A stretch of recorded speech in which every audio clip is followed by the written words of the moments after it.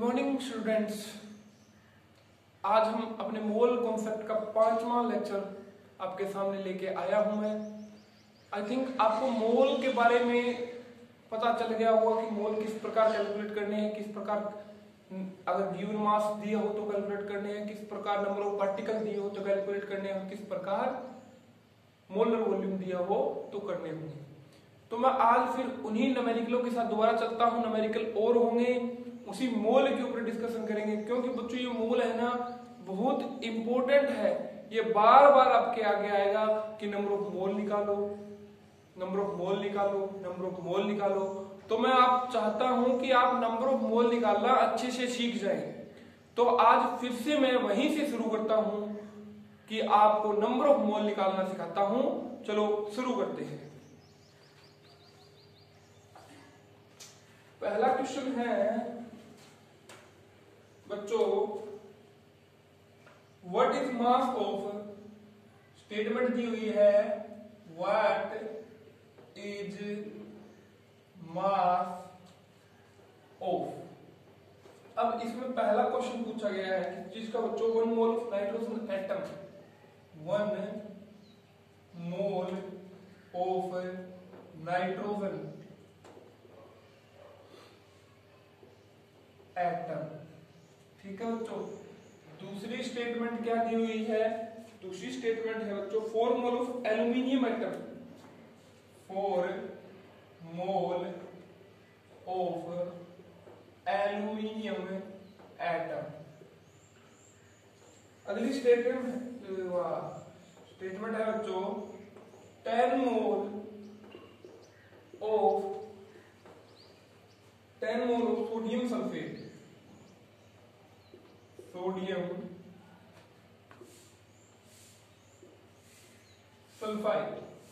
और इसका chemical formula भी बच्चों आपको दिया है Na2SO3। तो सबसे पहले बच्चों अब आपको नंबर ऑफ मोल दिए हुए हैं, तो आपको करना क्या है? आपको कैलकुलेट करना है बच्चों क्या? मास कैलकुलेट करना है। तो मास आप किस तरह कैलकुलेट करते हो? अगर बच्चों आपको मोल्स दिए हुए हैं, अगर आपको मोल्स दिए हुए हैं और मास कैलकुलेट करना है, गिवन मास मतलब कितना मास दिया हुआ है, तो आपको मैंने बताया हुआ है कि नंबर ऑफ मोल्स और molar mass and given mass में क्या रिलेशन होता है। तो आपको मैं भी बताता हूं कि N इज इक्वल टू बच्चों क्या होता है? गिवन मास बटे मोलर मास। N का मतलब बच्चों यहां क्या होता है? Number of moles. तो अब आप बताओ कि अब यहां पे कंफ्यूजन वाली बात है, ये अब मैं कंफ्यूजन दूर करता हूं आपकी। अगर आपको कहीं मिल जाए नाइट्रोजन एटम, जैसे कि ये क्या लिखा हुआ है नाइट्रोजन एटम, या फिर मिल जाए आपको ऑक्सीजन एटम, तो इसका मतलब क्या होता है बच्चों? हम सिंगल एटम की बात कर रहे हैं। किस चीज की? सिंगल एटम की बात कर रहे हैं। और अगर आपको मिल जाए बच्चों नाइट्रोजन गैस, नाइट्रोजन गैस या फिर ऑक्सीजन गैस, तो मतलब हम N2 और O2 की बात कर रहे हैं। ठीक है, इस चीज को आप समझ लेना। बार बार आपसे पूछी जाएगी या बार बार आपको तंग करेगी। ठीक है, तो अब देखो ऊपर वाले न्यूमेरिकल में नंबर ऑफ मोल बच्चों में कितने गिवन है? नंबर ऑफ मोल हमें कितने गिवन है बच्चों? नंबर ऑफ मोल गिवन है हमें 1। पहला क्वेश्चन सोल्व कर रहे हैं। गिवन मास हमें पता नहीं है, we have to find out that mass. तो गिवन मास बच्चों में ऐसे कैसा लिखता हूं? G for given, M for mass. अब मोलिकुलर मास ऑफ नाइट्रोजन, ये मैंने आपको बोला था कि आप पीरियोडिक टेबल अरेंज करो और जहां तक हो सके पहले 20 का एटॉमिक नंबर और एटॉमिक मास अब याद करो। ओके, तो मोलर मास बात करूं मैं, तो मोलर मास बच्चों कितना होता है नाइट्रोजन का? 14 ग्राम, 14 ग्राम। अब बात करूं मैं तो गिवन मास बच्चों कितना आ जाएगा? यहां से अगर मैं गिवन मास निकालूंगा तो इसकी इधर मल्टीप्लाई कर दूं तो क्या आ जाएगा? 14 ग्राम। एक बात और समझाता हूं आपको मैं, अगर एटॉमिक मास लिखा हो, एटॉमिक मास लिखता हूं तो बच्चों ये 14U या AMU आएगा।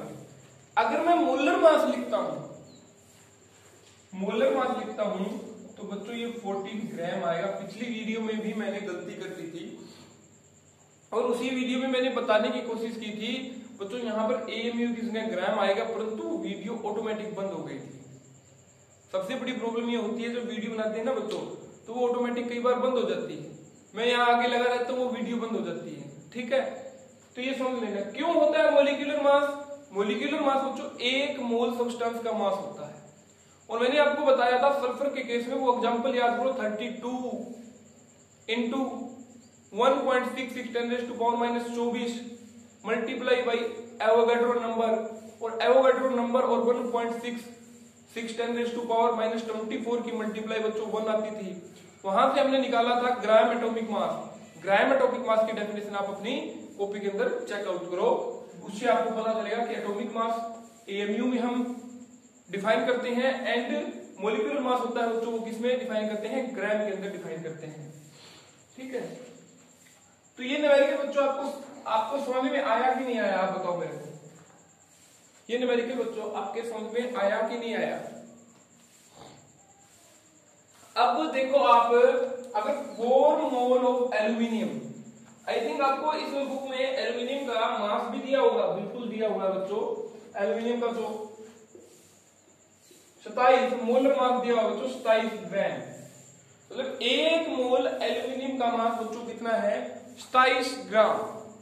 ये दिया होता है लघु पेपर में, परंतु वो जो छोटे होते हैं ना 1 से लेकर 20 तक, उनका दे भी सकता है और नहीं भी दे सकता। अगर कोई ज्यादा आगे वाला एलिमेंट लेता है वो वहां से पीरियोडिक टेबल से, तो वहां पर वो कंपलसरी है, वो दे ही देगा आपको, पर आपको 1 से 20 तक तो याद करने पड़ेंगे ना। आंसर अगले की बात करता हूं बच्चों, आंसर।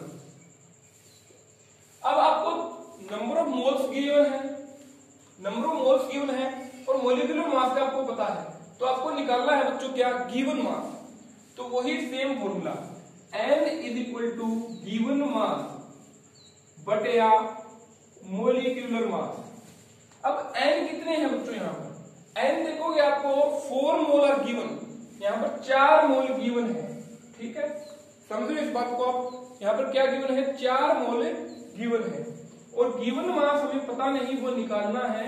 और मॉलिक्यूलर मास 1 मोल सब्सटेंस का कितना है, 1 मोल मोलर मास निकालना है बच्चों। मोलर मास तो हमें पता है फिक्स होता है, पीरियोडिक टेबल में देखेंगे तो 27 ग्राम मिलेगा। कितना हो गया, 27 ग्राम।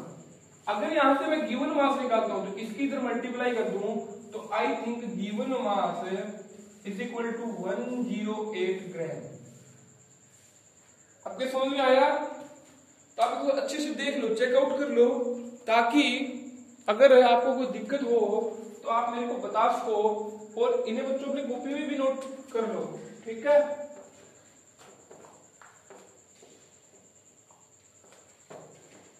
अब देखते हैं अगला क्वेश्चन बच्चों। अगले क्वेश्चन में क्या दिया हुआ है, 10 मोल ऑफ सोडियम सल्फेट। सबसे बड़ी दिक्कत है कि हमें एल्यूमिनियम दिया होता है, कार्बन दिया होता है, नाइट्रोजन दिया हो, तो हमें उनका मोलर मास पता होता है, हम पीरियोडिक टेबल से डायरेक्ट देख लेते हैं। परंतु यहां पर तो एक केमिकल फॉर्मूला दिया हुआ है, तो हम क्या करें, केमिकल फॉर्मूला हो तो बच्चों इन सबके मासेस को ऐड कर कर इसका मॉलिक्यूलर मास निकाल लेंगे। सबसे पहले इसका मॉलिक्यूलर मास निकालते हैं। ठीक है, मॉलिक्यूलर मास। अब देखो इसमें बच्चों 2 तो सोडियम है ना, Na का मतलब सोडियम होता है, आपको पता है, प्लस में 1 सल्फर है, प्लस में 3 ऑक्सीजन है। इज इट ओके और नॉट? 2 sodium 1 sulphur 3 oxygen. अब आप बताओ सोडियम का एटॉमिक मास कितना होता है बच्चों, 23 ग्राम होता है। ठीक है, सल्फर का 32 ग्राम होता है, ऑक्सीजन का 16 होता है, 16 दिया 48 ग्राम। ठीक है, अब आप इन सबको जोड़ोगे, जैसे कि मैं यहां जोड़ देता हूं 46 32 48 6 126 ग्राम आ गया। अब आपको यहां से पता चल गया कि सोडियम सल्फेट का एटॉमिक मास या molar mass, sorry molar mass कितना है, 1 76 ग्राम। ठीक है, तो अब आपको 10 मोल दिए हुए बच्चों, गिवन मास निकालना है, मोलर मास आपको पता ही है, तो आप इसकी इधर मल्टीप्लाई कर दोगे तो given mass is equal to gram आ जाएगा कि नहीं आ जाएगा, देखो आप चेक करो। आई थिंक आपको कोई कंफ्यूजन नहीं होनी चाहिए मोल्स में, और न्यूमेरिकल कर लेंगे बच्चों, आज का लेक्चर और लगा देंगे मोल्स के ऊपर ताकि आप अच्छे से समझ जाओ। एक बार इसका स्क्रीनशॉट लेना है, स्क्रीनशॉट ले लो, अगर नोटबुक में लिखना है तो पॉज करके आप लिख लेना, मैं हट जाता हूं नीचे। ठीक है,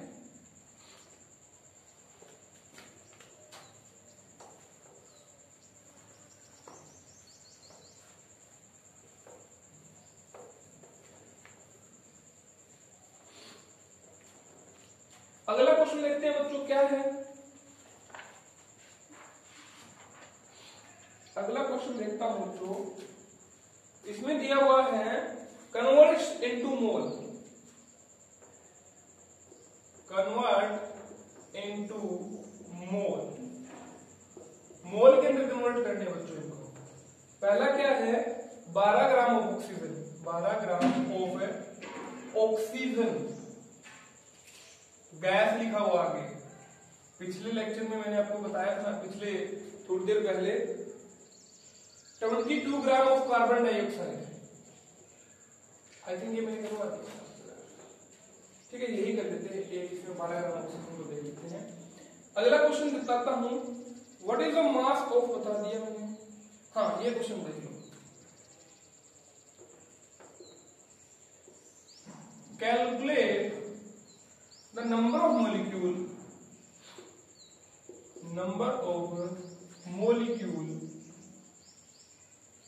calculate number of molecule of sulfur, और सल्फर कौन सी स्टेट में प्रेजेंट है बच्चों, S8 में। ठीक है, इन 16 ग्राम इन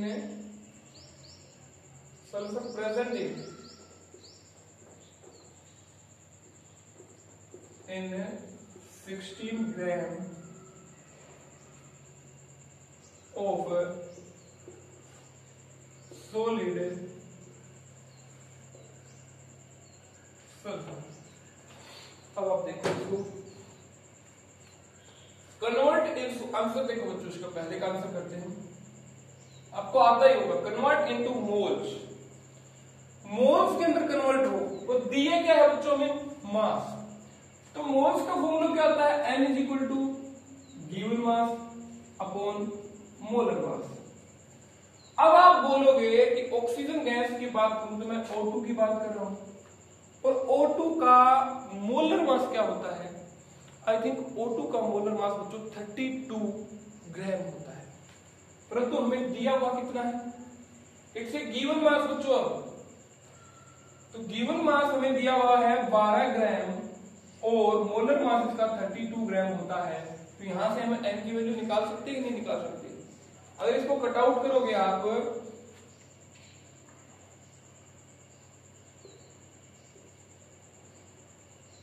3/8 मोल आ जाए, सॉरी ग्राम में आएंगे मोल, नंबर ऑफ मोल कितने आ जाएंगे, 3/8 मोल्स।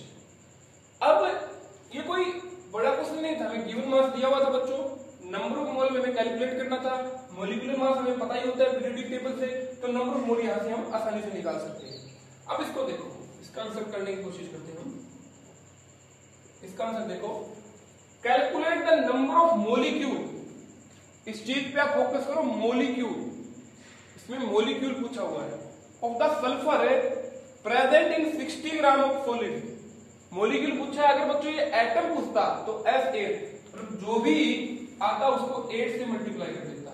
मोलिक्यूल क्या होता है, मोलिक्यूल जब 2 या 2 से अधिक एटम मिलकर एक ऐसी अवस्था में बॉन्ड बना ले जो इंडिपेंडेंटली एग्जिस्ट कर सके, उसे हम एटम बोलते हैं। ठीक है, नहीं सॉरी, मोलिक्यूल की बात कर रहा हूं, 2 या 2 से अधिक एटम मिलकर बनाते हैं। अब आपको इसमें निकालना क्या है, calculate the number of molecules निकालने हैं। तो नंबर ऑफ मोलिक्यूल्स निकालने हैं ना, क्या निकालने हैं, नंबर ऑफ मोलिक्यूल्स निकालने हैं। अब आप सबसे पहले नंबर ऑफ मोल निकालो। नंबर ऑफ मोल निकालोगे तो गिवन मास बटे मोलर मास।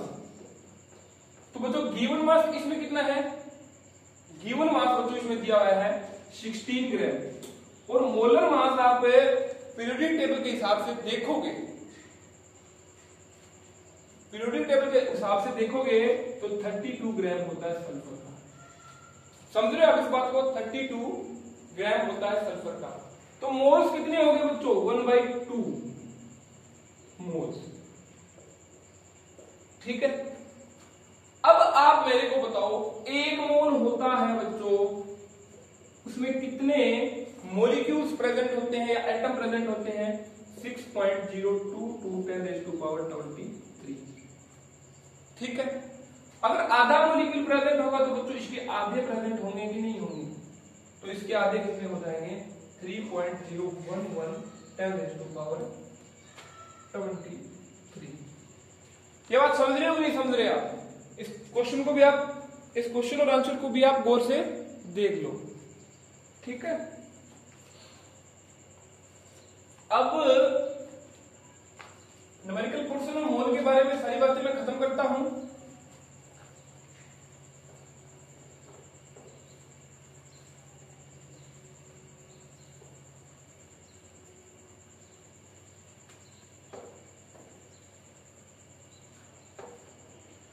तो बच्चों अगला टॉपिक देखते हैं, छोटा सा टॉपिक है, अपना टाइम भी पूरा हो जाएगा इतने में। तो अगला टॉपिक की बात करता हूं,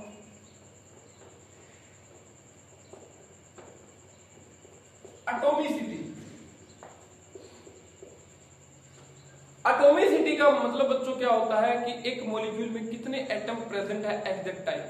अब आपको बताऊं मैं ऑक्सीजन, तो ऑक्सीजन में 2 O एटम प्रेजेंट है, मतलब इसकी एटॉमिसिटी 2 है।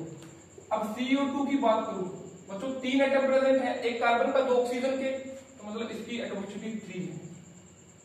SO4 की बात करूं मैं, H2SO4 की बात करूं मैं, तो इसमें कितने एटम प्रेजेंट है? 2 3 और 7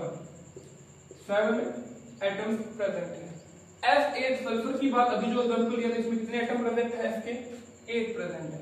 मतलब जितने नंबर ऑफ एटम प्रेजेंट होते हैं बच्चों, उसे हम क्या बोलते हैं? एटॉमिसिटी बोलते हैं। तो बच्चों आज का लेक्चर यहीं खत्म करते हैं, परंतु इस बात को आप गौर करें, कल वाला लेक्चर होगा जो अपना मोल कॉन्सेप्ट का, उसमें हम एटॉमिसिटी क्लियर कर चुके हैं।